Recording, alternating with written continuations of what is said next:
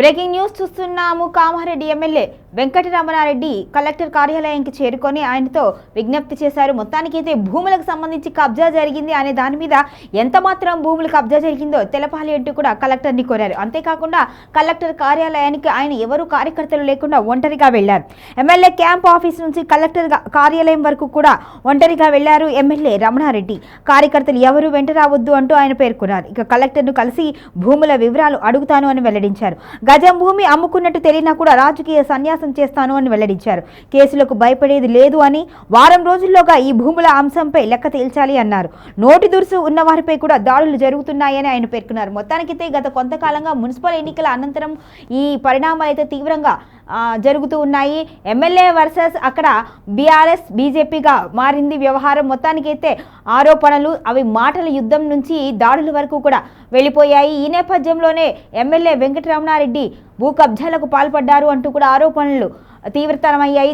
ఈ నేపథ్యంలోనే ఆయన ఈరోజు కలెక్టర్ కార్యాలయంకి వెళ్లారు. కలెక్టర్ని కలిసి అసలు ఎంతవరకు భూములు ఉన్నాయి, ఎన్ని కబ్జా అయ్యాయి, ఒకవేళ గజం భూమి నేను కబ్జా చేసినట్టు తెలిసినా కూడా ఖచ్చితంగా రాజకీయ సన్యాసం చేస్తాను అంటూ కూడా సవాల్ విసిరారు. మొత్తానికైతే మరి ఇప్పటి వరకు కామారెడ్డిలో హైటెన్షన్ వాతావరణమే నెలకొంది. దీని తర్వాత పరిణామాలు ఎలా ఉంటాయి, మరి కలెక్టర్ నివేదిక ప్రకారం ఏ విధంగా ఉంటుంది, భూములు ఎంతవరకు ఉన్నాయి, అవి నిజంగా కబ్జా జరిగాయా లేవా, ఎమ్మెల్యే మీద వచ్చినవి కేవలం ఆరోపణలైనా నిజాలా అనేది కొద్ది రోజుల్లో తేలనుంది. వారం రోజుల్లో దీని మీద ఖచ్చితంగా వివరణ కావాలి అంటూ కూడా ఆయన పేర్కొన్నారు. ఇక అదేవిధంగా ఆయన మీద ఎవరైతే ఆరోపణలు చేశారో వారందరికీ కూడా సవాల్ విసిరారు ఎమ్మెల్యే.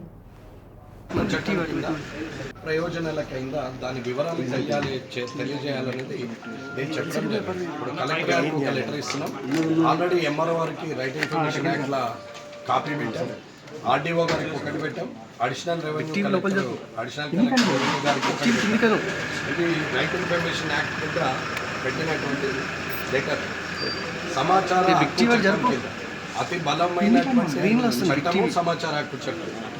ఈ సమాచార హక్కు చట్టం కింద మనము ప్రభుత్వానికి అంటే అధికారులకు పెట్టడం జరిగింది.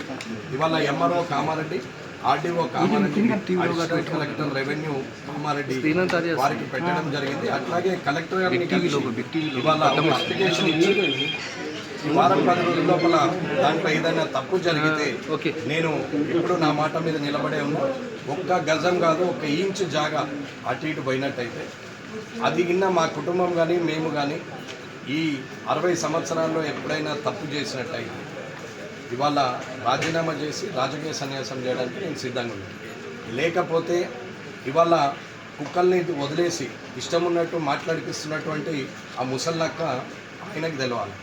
ఇవాళ ప్రభుత్వం అయినది, రాష్ట్ర నాయకుడిని అని చెప్తున్నాడు. నీకే నేను జిల్లా నాయకుడిని కాదు, నేను రాష్ట్ర నాయకుడిని. జిల్లా నాయకులు సవాలు విసిరిండు అంటే నేను సవాలు విసిరింది షబ్బీర్ అలీ గారికి నేను సవాలు విసిరాను.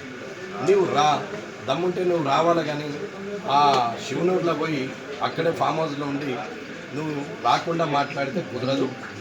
నీ కుక్కలు ఎన్ని ఒరినా, ముఖ్యంగా 3 బాగా ఒరుతున్నారు. ఆ 3 సంగతి తర్వాత చూస్తా. కానీ ఇవాళ నోటికి వచ్చినట్టు మాట్లాడితే భాష రాక కాదు, నాకు మాట్లాడరాక కాదు, కానీ హుందాగా ఉండాలనే కారణంతో ఇంకా ఓపిక పడుతుంది. సరే, ఆ 3 మాట్లాడిన వాళ్ళ సంగతి తర్వాత భవిష్యత్తులో వారికే అర్థమవుతుంది ఏం జరగబోతుంది అనేది. దానికి ట్రైలరే కారు ఏమైంది అనేది తెలుసు. 6 10 మందిని అరెస్ట్ చేస్తుండొచ్చు పోలీసులు. ఈ యుద్ధం ఇట్లాగే నడిస్తే 100 కేసులు అవుతుండొచ్చు, 200 కానీ. కేసులు చేసి చేసి పోలీసులకు చేతులు నొప్పెట్టాలి తప్ప ఎఫ్ఐఆర్ షీట్లు, ఛార్జ్ షీట్లు ఇవ్వడానికి రైటర్కు నొప్పి పెట్టాలి తప్ప మేము వెనుకడుగు చేసే ప్రసక్తే లేదు. అందరం కూడా సిద్ధంగా ఉన్నాం. ఇటువంటి దరిద్రాన్ని కామారెడ్డి నుంచి పారదోలేదాకా ఊరుకునే లేదు. ఇవాళ కాంగ్రెస్ ప్రభుత్వం ఉంది, ఇక్కడ ఓడిపోయినటువంటి వ్యక్తి ముఖ్యమంత్రిగా ఉన్నాడు ప్రభుత్వంకు. ఇవాళ ముఖ్యమంత్రి రేవంత్ రెడ్డి గారు ప్రభుత్వం వారిదే, ఈయన ప్రభుత్వ సలహాదారు. కనీసం రైట్ ఇన్ఫర్మేషన్ యాక్ట్లో పెట్టి నేను తీసుకుంటానే తెలివి లేదు. గత 40 సంవత్సరాలుగా ఇదే మాట మాట్లాడుతున్నాడు. ఎప్పుడు రాజకీయంగా మాట్లాడేది తప్ప ఏమీ లేదు. దొంగసర కట్టెలు అమ్ముకున్నాడు. ఇవాళ అన్ని అవినీతి పనులు చేసినటువంటి వ్యక్తి.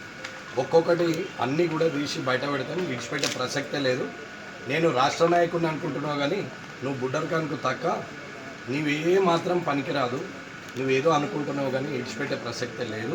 ఇవాళ రైట్ ఇన్ఫర్మేషన్ యాక్ట్లో పెట్టాం, కలెక్టర్ గారికి చెప్తున్నాం, అధికారులు ఇది నిగ్గు తేల్చాలి. నేను నా మాట మీద ఉన్నా, నీవు నీ మాట మీద ఉండక కుక్కల్ని ఉసిగొల్పి ఏదేదో మాట్లాడిస్తున్నావు. కానీ ఎవరు ఎన్ని మాట్లాడినోడికే ప్రతిఫలం దొరుకుతుంది. కానీ దాని పరిణామం ఎదురు చూస్తారు. మాట్లాడి అలసిపోయి ఆఖరికి ఎవడు నీకు సపోర్ట్ చేసినోడు కూడా ఉండడు. కానీ నీవు అనుకుంటున్నావు ఏదోటి మాట్లాడితే మా షబ్బీర్ మీద నాకు ప్రేమ ఉడుతుంది, షబ్బీర్ అలీ దృష్టిలో పడతాని అనుకుంటున్నావు. కానీ ఒరినోడి కల్లా ఈపు సున్నమవుతుంది. జరిగిన నాడు జరుగుతుంది, అది అయిన నాడు అవుతుంది. అప్పుడు అర్థమవుతుంది. ఈ ఈడికెళ్ళి రెడీగా ఉండండి.